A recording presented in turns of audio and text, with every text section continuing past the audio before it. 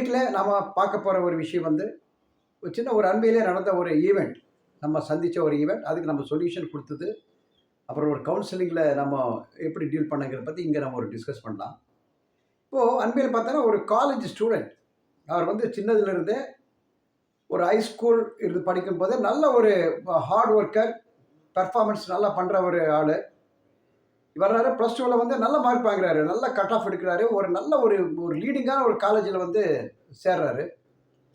சேர்ந்து பார்த்தோன்னா எல்லாமே ஆல் ஃபார்மாலிட்டிஸ், அட்மிஷன் ப்ரொசீஜர்லேருந்து ஒரு ஹாஸ்டலில் வந்து தங்குறாரு. ஹாஸ்டலோட எல்லா ஃபார்மாலிட்டியும் முடிஞ்சு காலேஜில் வந்து அவர் வந்து அட்மிஷன் ஆகி ரெகுலராக கிளாஸஸ் போயிட்டுருக்கிறாரு. அதில் போன ஒரு மாதத்தில் இவங்க அடிக்கடி பேரண்ட்ஸ்க்கு வந்து கால் வருது. அந்த பையன் என்ன ஃபோன் பண்ணுறான்னா, அப்பா நீங்கள் வாங்க, இமீடியட்டாக வாங்க, நீங்கள் இந்த காலேஜ்லேருந்து நீங்கள் என்னை கூட்டிகிட்டு போங்க, எனக்கு இந்த காலேஜ் பிடிக்கல, நான் வந்து இமீடியட்டாக என்னோட நம்ம நேட்டிவ்லேயே அதுலேயே இருக்கிற வேறு ஏதோ ஒரு காலேஜில் நான் வந்து சேர்ந்துடலாம் சொல்லி நிறைய கால் பண்ணுறாரு. இத்தனையும் அவன் வந்து ரொம்ப ரெஸ்பான்சிபிலிட்டான ஒரு பையன். அவனுக்கு தெரியுது எவ்வளோ ஸ்பெண்ட் பண்ணி, எவ்வளோ ஒரு ஹார்ட் எஃபர்ட் எடுத்து அந்த காலேஜில் ஒரு நல்ல ஒரு ஹை லெவலில் இருக்கிற காலேஜில் ஒரு டாப் அந்த ரேங்கிங்கில் இருக்கிற காலேஜில் வந்து அந்த பையன் சேர்த்திருக்கிறாங்க. நான் பையனுக்கு தெரியுது. அவனும் அந்த மணி வேல்யூவில் இருக்கிற டைம் வேல்யூ எல்லாமே அந்த பையனும் நல்லா ரெஸ்பான்சிபிளாக இருக்கிற பையன்தான். இருந்தாலும் என்னால் இருக்க முடியாது, இமீடியட்டாக வந்து நீங்கள் இங்கே வந்து வேறு ஏதோ ஒரு காலேஜில் நீங்கள் வந்து என்னை சேர்த்து விடுங்கன்னு சொல்லி இமீடியட்டாக அவங்களுக்கு ரொம்ப இன்சிஸ்ட் பண்ணிகிட்டே இருக்கிறாங்க.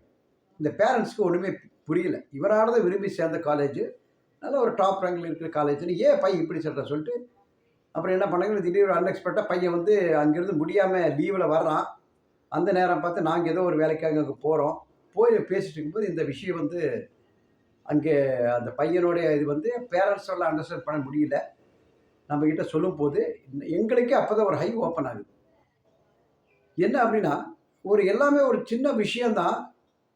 அதில் பார்க்கும்போது இந்த பையன் எங்கெங்கெல்லாம் இவனோட பெர்ஃபார்ம் பண்ண ஆரம்பிச்சிருக்கிறான். இப்போ ஆல்ரெடி நல்ல ஒரு ஸ்கில்டு பெர்சன்.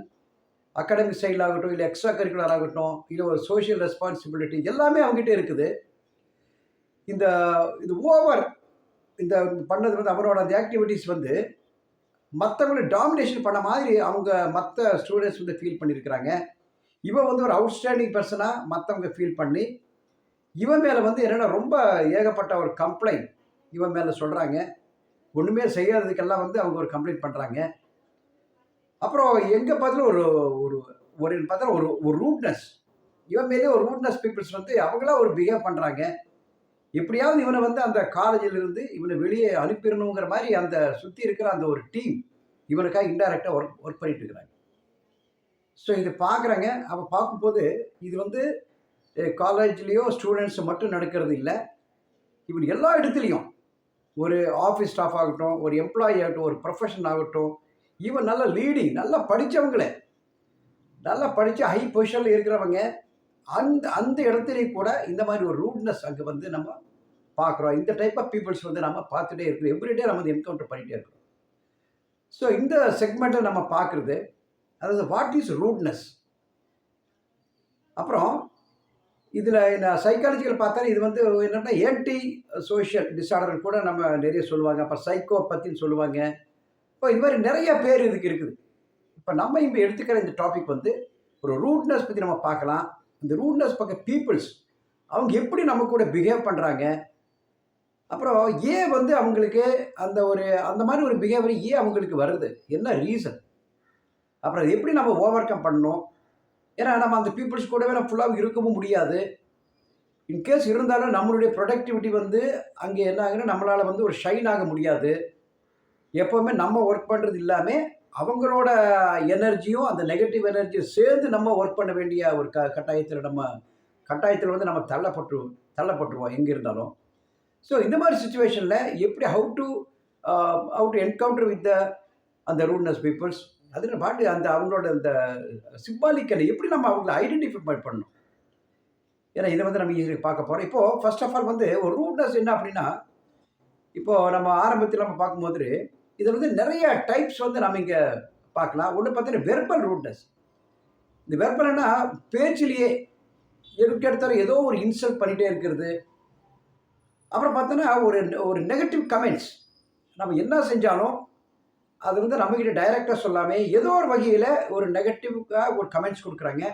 அந்த கமெண்ட்ஸ் வந்து நமக்கு ஒரு நாள்லயோ ஏதோ ஒரு நாள் வந்து நம்ம திருப்பி வந்து நம்ம காதில் வந்து கேட்கும்போது நமக்கு அங்கே வந்து டீமோட்டிவேட் ஆகி நம்ம அங்கே ஸ்டக் ஆகிடுறோம். அப்புறம் அடுத்தது பார்த்தோன்னா நான் வெர்பல் ரூட்னஸ்.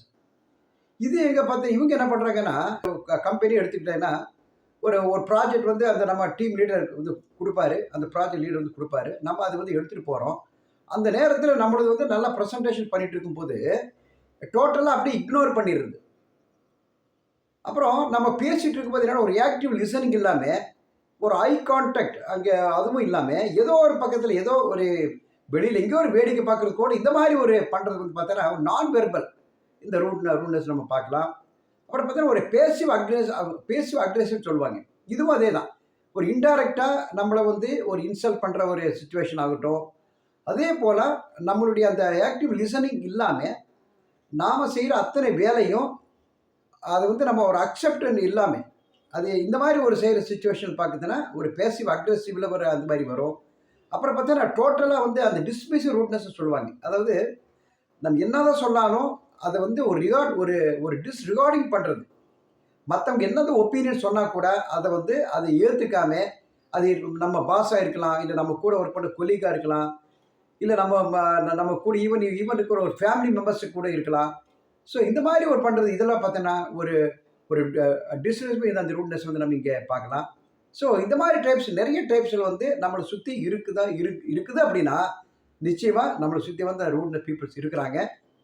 ஸோ இப்போ இந்த மாதிரி ஒரு சுச்சுவேஷன் வந்து நம்ம வந்து இன்வால்வ் ஆகிட்டோம் அப்படின்னா எப்படி வந்து நம்ம அவங்கள ஐடென்டிஃபை பண்ணுறது?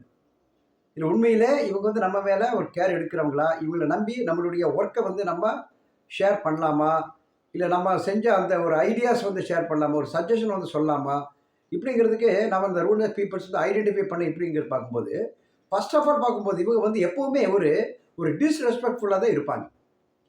இது வந்து ரெண்டாவது பார்க்கும்போது நம்ம ஒரு விஷயத்தை நம்ம பேசிகிட்டு இருக்கும்போது அது எய்தர் ஃப்ரம் வித் நம்ம பாஸாக இருக்கட்டும், இல்லை நம்ம அதர் கொலீக் இருக்கட்டும், இல்லை நம்ம ஒரு அதர் நெய்பர்ஸ் ஸ்ட்ரேஞ்சர்ஸ் யாரும் ஒரு பேசிகிட்டு இருக்கும்போது இவங்க என்ன பண்ணுவாங்கன்னா நேரம் வந்த உடனே இன்டரப்ட் அங்கே இருக்கும். ஒரு பர்சனலாக இன்டரப்ட் பண்ணுறாங்க. அது இல்லைன்னா மற்றவங்களுடைய டாக்ஸ் வந்து அவங்க கம்ப்ளீட் பண்ண அவங்க வந்து விரும்புறதில்லை. அப்புறம் பார்த்தோன்னா அவங்க லாங்குவேஜ் பார்த்தீங்கன்னா எப்போவுமே ஒரு அஃபென்சிவாக எப்போவுமே ஒரு இன்சல்ட் பண்ணுற மாதிரியே அவங்களோட லாங்குவேஜஸ் இருக்கும். அதுவும் இல்லாமல் பார்த்தோன்னா அவங்களுடைய பாடி லாங்குவேஜ் பார்த்தோன்னா ஏதோ ஒரு சம்மந்தமே இல்லாமல் சின்ன ஒரு கை வந்து இந்த மாதிரி சின்ன ஒரு இதுவாக கட்டிட்டு அப்படி கண்ணை பார்த்தோன்னா ஏதோ அப்படியே உருட்டுறது. நம்ம ஒரு விஷயத்த சொல்லும்போது அது கவனிக்காமல் எங்கேயோ பார்த்த மாதிரி நடிச்சுட்டு எங்கேயோ நம்ம அந்த ஹை ரொட்டேஷனில் வந்து இந்த மாதிரி அப்புறம் பார்க்கும்போது அந்த லேக் ஆஃப் ஆக்டிவ் லிசனிங் அந்த லிசனிங்கே இருக்காதங்க. அது வந்து ஆக்டிவ் லிசனிங் இருக்கிறதுக்கு வந்து வாய்ப்பே இல்லை. அப்புறம் பார்த்தீங்கன்னா நமக்கு எல்லாமே ஒரு ப்ரைவசி ஒரு பவுண்டரிஸ் இருக்கும். அந்த பவுண்டரிஸ் இவங்க என்ன பண்ணுறாங்க ட்ரை டு கிராஸ். அதாவது அவங்களுடைய மற்றவங்களோட அந்த ப்ரைவசிக்குள்ளே இவங்க ட்ரை பண்ணி ஏதோ ஒரு விஷயத்து மூலமாக அங்கே உள்ள ஒரு இன்டர்ஃபியர் பண்ணி ஏதோ ஒரு குழப்பத்தை ஏற்படுத்துறதுக்கு அங்கே பார்க்குறாங்க. அப்புறம் பார்த்தீங்கன்னா எல்லாமே ஒரு செல்ஃப் சென்டர்டாக இருப்பாங்க. ஒரு கான்வர்சேஷன் நடக்குதுன்னு வச்சிங்களேன், அங்கே வந்து அந்த பர்டிகுலர் பெர்சன் வந்து அவங்கள பற்றி சொன்னேன்னா ஒரு பாசிட்டிவ் சொன்னேன்னா இங்கே இருப்பாங்க. இல்லைன்னா இமீடியட்டாக என்ன பண்ணுவாங்கன்னா அந்த செல்ஃப் அவங்கள பற்றி அவங்களே பேசிக்குவாங்க. இல்லாமல் இருக்கும்போது மற்ற விஷயம் ஜென்ரல் விஷயம் பேசும்போது வந்து அவங்க வந்து தேர் நாட் கிவிங் தேர் அட்டென்ஷன் வந்து அங்கே கொடுக்க மாட்டாங்க. டோட்டலில் வந்து அதை இக்னோர் பண்ணிவிட்டு கூட வெளியில் கூட அவங்க போயிடுறது கூட வாய்ப்பு இருக்குது. அந்த மாதிரி இருக்கும். அப்புறம் பார்த்தீங்கன்னா எப்போவுமே ஒரு டிஃபென்சிவாக அவங்க ஃபீல் பண்ணுறது. ஏதோ ஒரு விஷயம் வருதுன்னு வச்சுங்களேன், ஏதோ ஒரு ஒரு ஒரு ப்ராப்ளம் வருது நம்ம ஒர்க் பண்ணுற அந்த இதுலேயோ இல்லை ஒரு கம்பெனிலையோ ஒரு ஆஃபீஸ்லையோ ஏதோ வருதுன்னா இமீடியட்டாக என்ன பண்ணிடுவாங்கன்னா அது வந்து எப்படி அது என்ன மாதிரி டைமில் வந்துருக்குது எப்படி நம்ம சால்வ் பண்ணுறது சொல்லி முன்னாடி வராமல் எப்படி வந்து தங்களை நம்ம வந்து செல்ஃப் டிஃபென்ஸ் எங்கே எப்படி ஆயிடலாம்னு சொல்லி இப்படி தான் திங்கிங் போகிறது வழியா இது டோட்டலாக இது வந்து நம்மளுடைய ஒரு ஆர்கனைசேஷனுக்கு வந்த ஒரு பிரச்சனை, இல்லை ஒரு கம்பெனிக்கு வந்த பிரச்சனை, இல்லை இது ஒரு பெரிய ஒரு ஆர்கனைசேஷன் இதை வந்து எப்படி நம்ம டீல் பண்ணணும்னு சொல்லி மற்றவங்க கூட ஒரு ஐடியாஸ் கேட்டு சஜஷன் கேட்டு அதை வந்து நம்ம முன்னாடி எடுத்துகிட்டு போய் தீர்க்கலாங்கிற அந்த முடிவுக்கு வராமல் எப்படி நம்ம வந்து செல்ஃப் டிஃபென்ஸே பண்ணி அந்த பிரச்சனையிலேருந்து அந்த ப்ராப்ளம் ஒதுங்கிடும் சொல்லி பார்க்குறபடியா ஓவர் கம் வந்து அவங்க பண்ணி அவங்க வந்து வெளியில் வரமாட்டாங்க. அப்புறம் பார்த்தோன்னா மெயின் வந்து பார்த்தோன்னா அவங்க என்னதான் ஒரு இமீடியட்டாக வெளியில் இருந்தால் கூட என்ன மாதிரி ஒரு தப்பு நடந்திருந்தால் கூட இல்லை அவங்களே செஞ்சுருந்தா கூட அவங்க வந்து அந்த லேஸில் வந்து ஒரு அப்பாலஜிஸ் அவங்ககிட்ட வராது. அந்த சாரிங்கிற வார்த்தை வந்து இங்கே பரவாயில்ல இது வந்து தெரியாமல் நடந்துருச்சு சாரி ஒரு அப்பாலஜிஸ் கேட்குறாங்க இல்லையா, இது வந்து லேஸில் வந்து அவங்க வாயில் வராது. ரொம்ப ஹார்டாக அவங்க ஃபீல் பண்ணுவாங்க அது வந்து கேட்குறதுக்கு. அடுத்து பார்த்தோன்னா காசிப்பிங் வந்து நிறைய இருக்கும். அப்படி எப்பெல்லாம் அந்த காசிப் ஸ்பீக்கிங் இருக்குமோ, இப்போ இருக்கும்போது மத்தவங்கள பத்தி அந்த நெகட்டிவிட்டியே பேசிட்டு இருப்பாங்க. ஸோ இந்த மாரி பீப்பிள்ஸ் வந்து நம்மள சுத்தி வந்து எல்லா பக்கமும் இருப்பாங்க. அப்புறம் ஃபைனலா பார்க்கும்போது அவங்களுக்கு லேக் ஆஃப் எம்பத்திங்கிறாங்க. அதாவது மத்தவங்களோட அந்த எம்பத்தினால will should stand on others shoes அப்படிங்குவாங்க. மத்தவங்களோட கஷ்டத்த பத்தி நம்ம பார்க்கறது இல்லாம, நம்மளுடைய சிச்சுவேஷன்லயே அவங்களோட பெர்ஸ்பெக்டிவ் பார்க்கும்போது, நிச்சயமா அங்க வந்து லேக் ஆஃப் எம்பத்தி வந்து அங்க இருக்குது வாய்ப்பே இல்ல. இந்த மாரி சிச்சுவேஷன்ல என்ன சொல்றாங்க அப்படின்னா, எக்ஸ்பர்ட்டுங்க இப்ப நாம் வந்து நம்ம பிரச்சனை இண்டிவிஜுவலா நம்ம ஓன் பெர்சனல் பெர்ஸ்பெக்டிவ் பார்க்கும்போது ஒரு தவறான பிரச்சனைய இன்னொரு என்னன்னா ஹை பேட்ஸ் வியூ அப்படிங்கிறாங்க.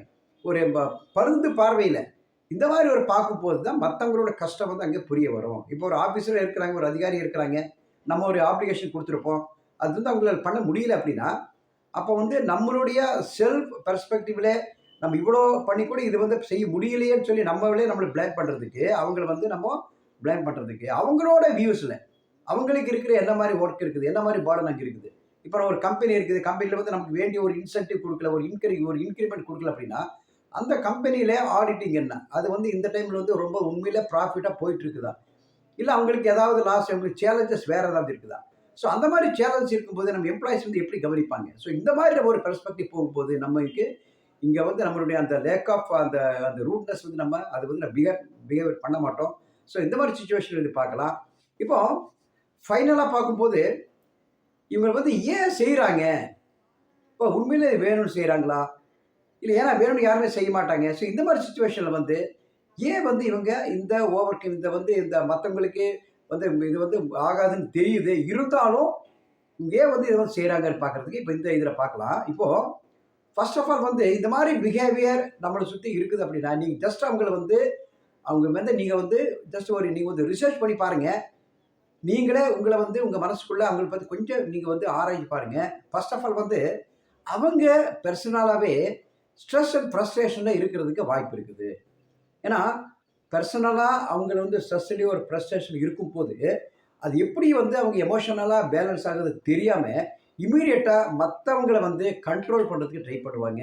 அவங்கள வந்து ஒரு ஒரு ஃப்ரண்ட் ஹெட்டாக ஒரு எக்ஸ்போஸ் பண்ணுறதுக்கு அவங்க வந்து அங்கே ட்ரை பண்ணுறாங்க. இதை வந்து நீங்கள் மெதுவாக நீங்கள் ரிசர்ச் பண்ணி பாருங்கள். ரெண்டாவது பார்க்கும்போது அவங்களுக்கு லேக் ஆஃப் எம்பத்தி வந்து அங்கே வந்து நிறையாவே இருக்கும்.